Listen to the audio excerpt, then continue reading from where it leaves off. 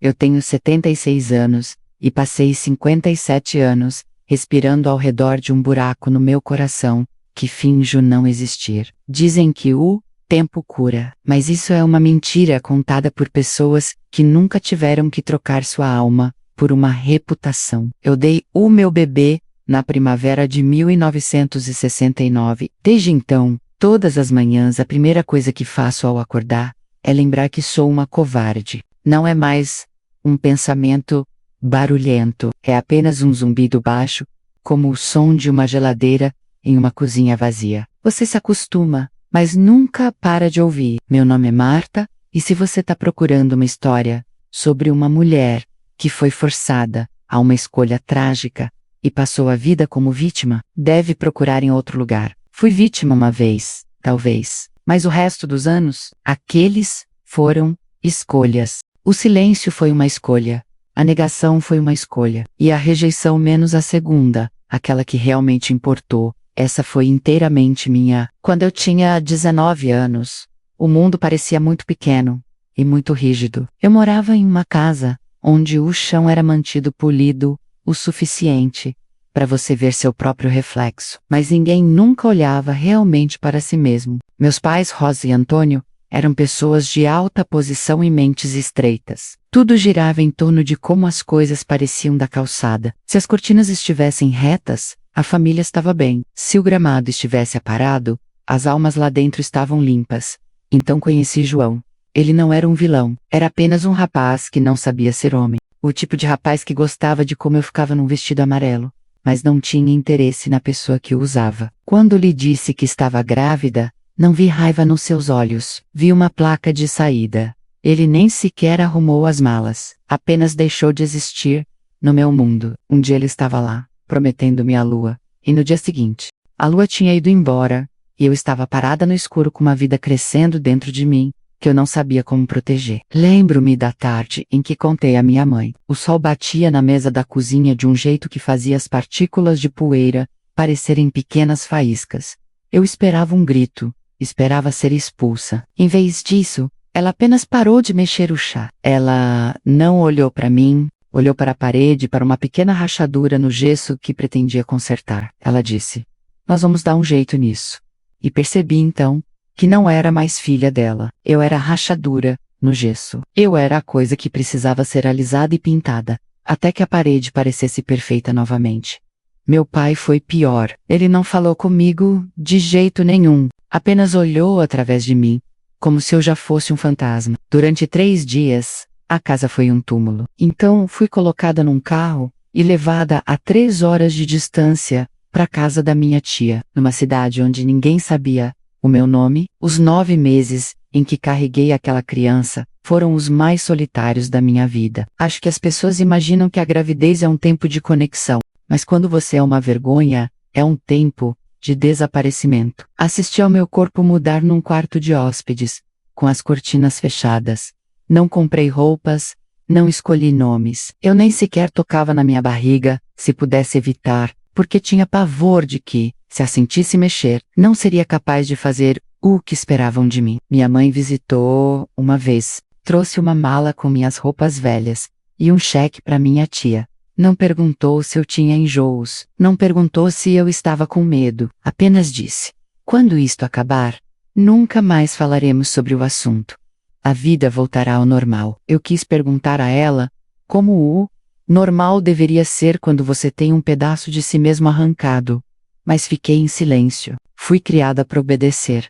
E o medo é um mestre muito eficaz. Na noite em que ela nasceu, não houve alegria, houve apenas uma eficiência fria e clínica. Lembro-me do cheiro de antisséptico e do som de um relógio tic-taqueando na parede. Cada segundo parecia um batimento cardíaco que eu estava perdendo. Quando o choro finalmente veio, menos aquele som agudo e fino que atravessa tudo, senti uma onda de algo tão poderoso que quase me quebrou. Por um minuto, as enfermeiras se distraíram e a colocaram ao meu lado.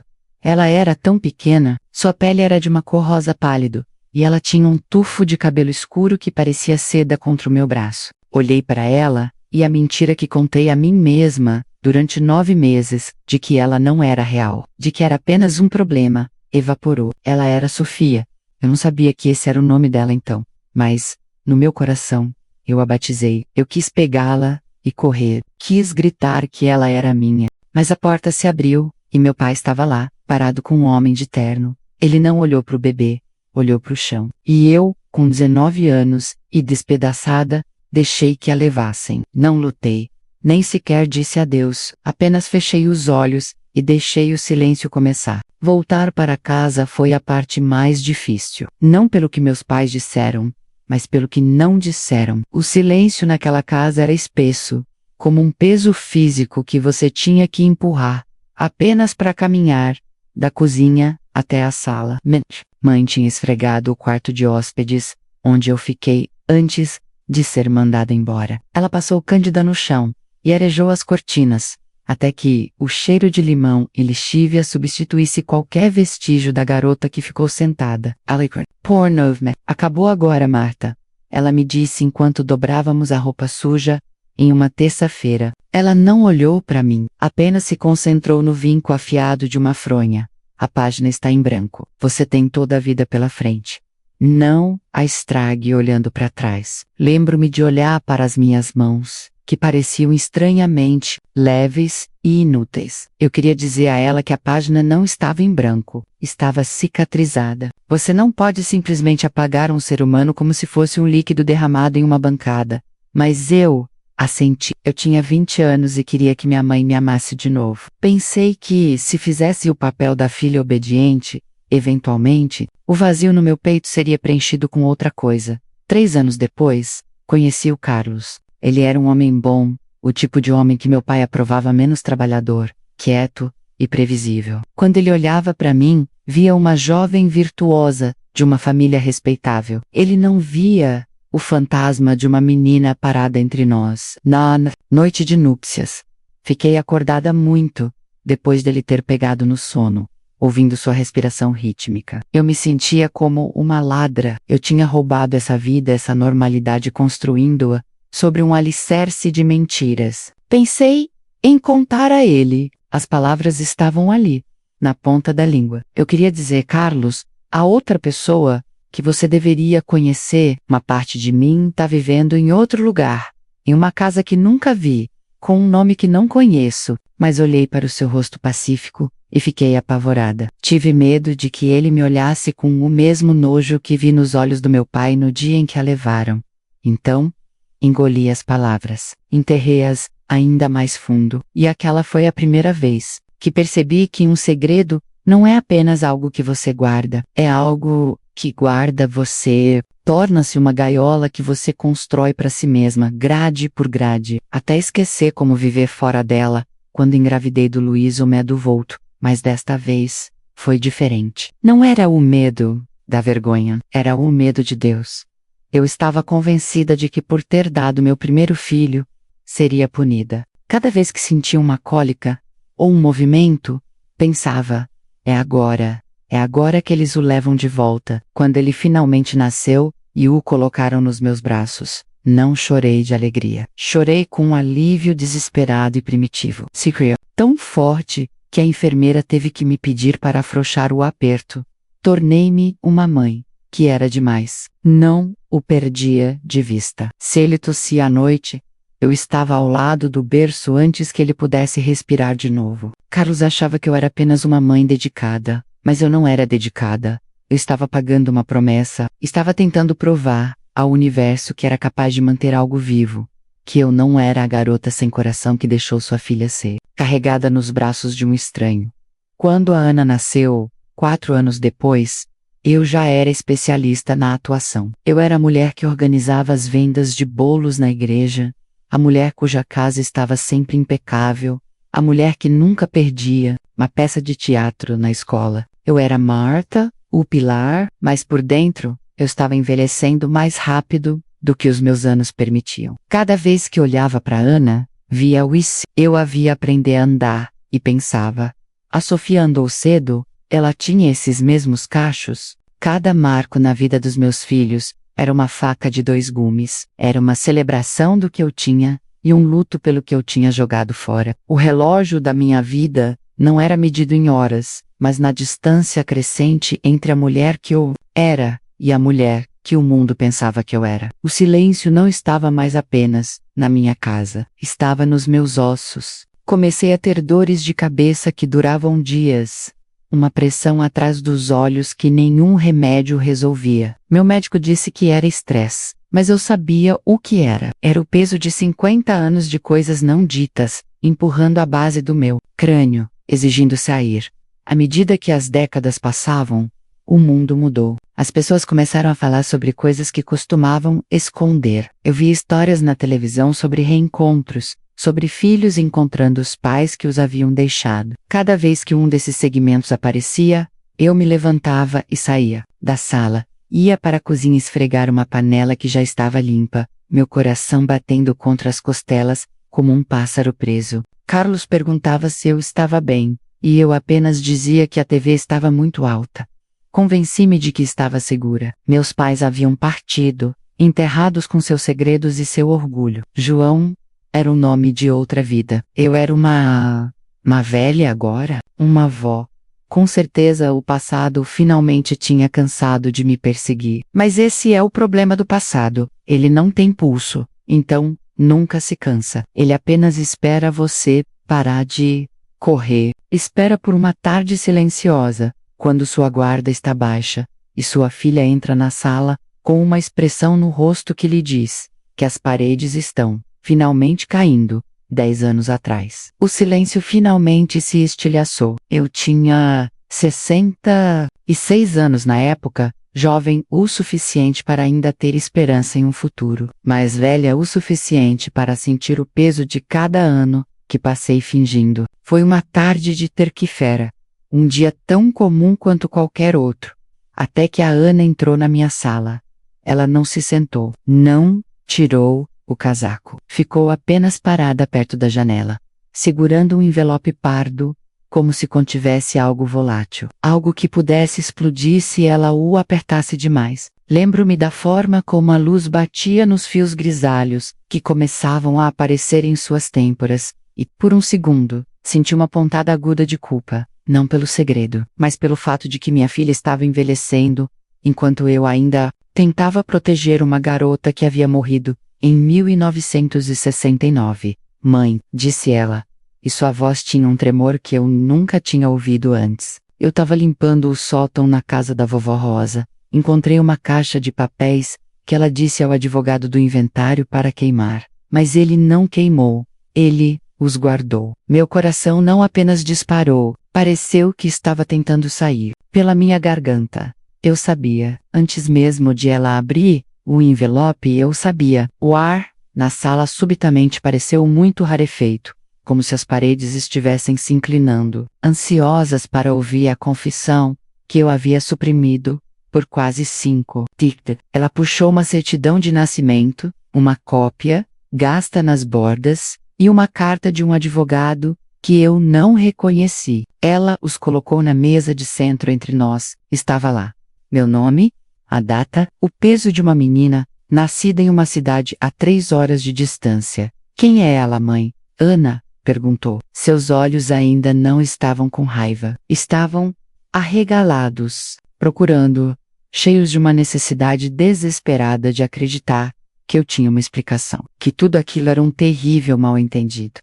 Aquele era o momento, a falsa esperança da minha vida. Eu poderia ter estendido a mão, poderia tê-la puxado para o sofá, segurado sua mão, e deixado a verdade jorrar de mim como um rio. Poderia ter contado sobre o vestido amarelo, sobre o desaparecimento do João, sobre o quarto frio e clínico, e a pele rosa pálida da irmã que ela nunca soube que tinha. Por um batimento cardíaco eu quase fiz isso. Senti meus lábios se abrirem. Senti a pressão no meu peito começar a diminuir, como se uma válvula estivesse finalmente se abrindo. Vi a mão de Ana se mover em direção à minha. Um convite. Para ser honesta.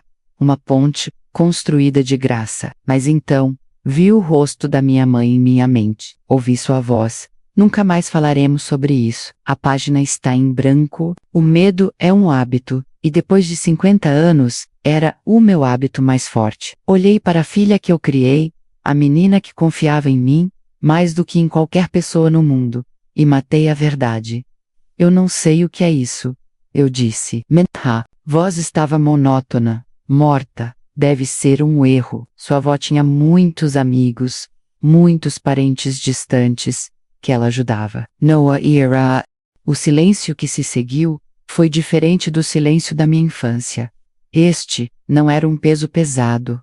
Era uma lâmina afiada. Vi a esperança esversa do rosto de Ana, substituída por uma clareza fria e dura. Ela não discutiu. Naugri apenas pegou os papéis e os colocou de volta no envelope. Você está mentindo, disse ela baixinho. Eu sei que você está mentindo porque eu já falei com ela. A sala ficou completamente imóvel. Meus pulmões se recusaram a funcionar. Ana se aproximou, sua voz caindo para um sussurro. O nome dela é Sofia. Ela tem 51 anos. Ela mora a 2 horas daqui, mãe. Ela tá procurando por você há 5 anos.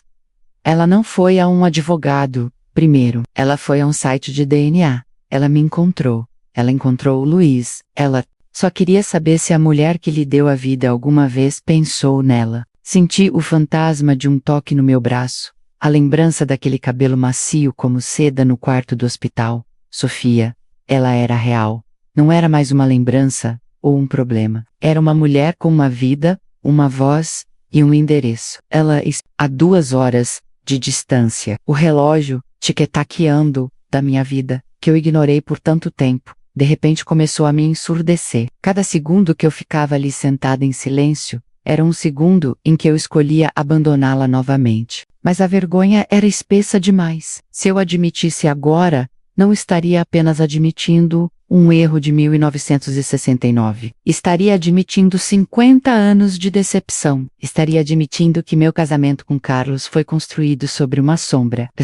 Admitindo que eu não era o pilar que todos pensavam que eu era. Então, em vez de correr para o carro, em vez de implorar pelo número de telefone dela, eu insisti na mentira. Levantei-me, com os joelhos tremendo, e apontei para a porta. Não admitirei isso na minha casa, eu disse. As palavras com gosto de cinzas. Se você quer acreditar em uma estranha em vez da sua própria mãe, a escolha é sua, mas não traga o nome dessa mulher para dentro desta casa novamente. Ana me olhou então com um tipo de piedade que era mais difícil de suportar do que qualquer grito. Ela percebeu, naquele momento, que eu não estava mais protegendo uma reputação. Eu era uma prisioneira que se apaixonara pela própria cela. Ela caminhou até a porta, mas antes de sair, virou-se. Ela tá num café, na praça, mãe, agora mesmo. Ela está usando um lenço azul para que você a reconheça. Ela disse que esperaria até o pôr do sol. Caso você mudasse de ideia,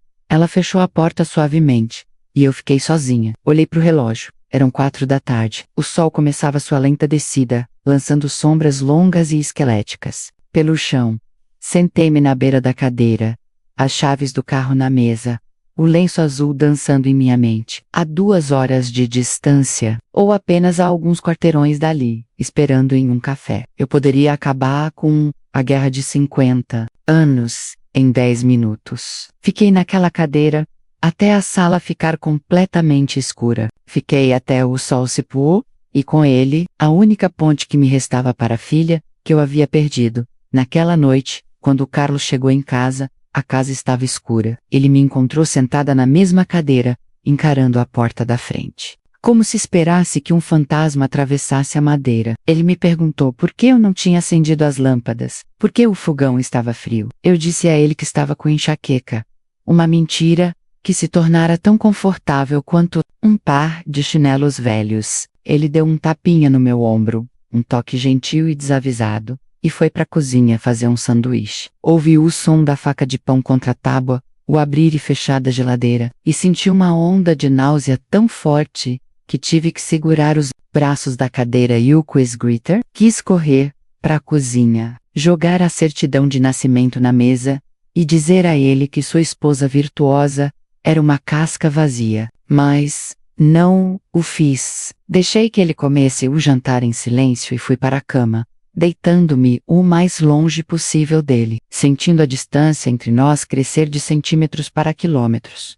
As semanas que se seguiram foram o início de uma decadência lenta e agonizante. Ana não ligava. Quando eu ligava para ela, ela atendia com uma voz educada, quebradiça e totalmente desprovida do calor que fora nosso vínculo por 40 anos. Falávamos sobre o tempo, sobre os horários escolares dos netos, sobre as compras, mas não falávamos sobre o envelope. Não falávamos sobre a praça. E certamente não falávamos sobre a Sofia. Era como se uma vidraça de vidro grosso e fosco tivesse sido baixada entre nós. Eu conseguia ver ela, mas não conseguia alcançá-la. Cada vez que olhava para ela durante o almoço de domingo, via o julgamento em seus olhos. Não porque eu tivesse dado um bebê em 1969, mas porque eu tinha escolhido meu orgulho em vez da minha filha em 2016. Ela sabia que eu tinha sentado naquela cadeira e assistido ao pôr do sol. Ela sabia que eu tinha deixado aquele lenço azul desaparecer na noite. Então, veio o primeiro relógio tic-taqueando de verdade. Carlos adoeceu. Começou com uma tosse, depois um cansaço que não passava, e Mrs. Messes, o homem que fora meu porto seguro por quase meio século, estava desaparecendo diante dos meus olhos, enquanto eu me sentava ao lado de sua cama de hospital, segurando sua mão. A ironia era quase insuportável. Ali estava um homem que me dera tudo: seu nome, sua lealdade, seu amor, e eu ainda escondia dele a parte mais importante da minha história. Em sua última noite ele me puxou para perto, com a respiração superficial e cheirando a remédio. Ele me olhou com uma clareza que me aterrorizou. Marta, sussurrou ele, o que quer que você esteja carregando, deixe ir. Você não precisa mais segurar isso. Eu congelei. Ele sabia? Ele sempre soube? Ou ele estava apenas sentindo o peso do segredo que curvou meus ombros por 50 anos? Abri a boca para finalmente contar a ele, mas o monitor parou antes que a primeira sílaba pudesse escapar. Ele morreu levando meu segredo com ele. E eu fiquei com a percepção esmagadora de que eu o privei de conhecer a mulher real com quem ele se casara. Após o funeral, o silêncio na casa tornou-se absoluto. Luiz morava em outra cidade, ocupado com sua carreira e sua própria família. Ana visitava, mas nunca ficava muito tempo. Ela trazia sopa, conferia meus remédios e ia embora. Uma tarde, 3 anos atrás, eu não aguentei mais. Segurei o braço dela quando ela ia em direção à porta. Por que você não olha para mim, Ana? Implorei. Fiz o que achei melhor. Protegi esta família.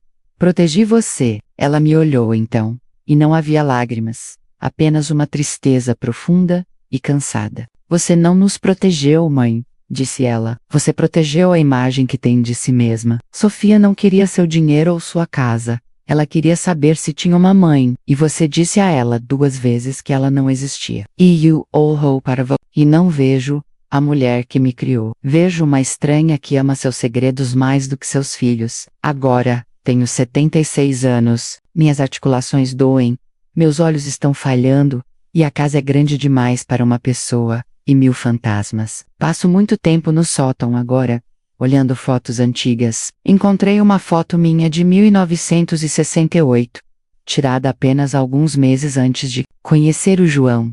Pareço tão jovem, tão cheia de uma luz que não toca meu rosto há décadas. Quero entrar no papel e segurar aquela garota pelos ombros. Quero dizer a ela, para correr. Quero dizer a ela que a vergonha de um pai é algo temporário, mas o arrependimento de uma mãe é eterno. Passei a vida inteira fingindo que não doía, acreditando que se ignorasse a ferida, ela acabaria se tornando uma cicatriz, mas nunca se tornou. Continuou viva, continuou aberta. E agora, no fim da minha vida, percebo que a coisa mais perigosa que se pode fazer é esperar pelo momento certo.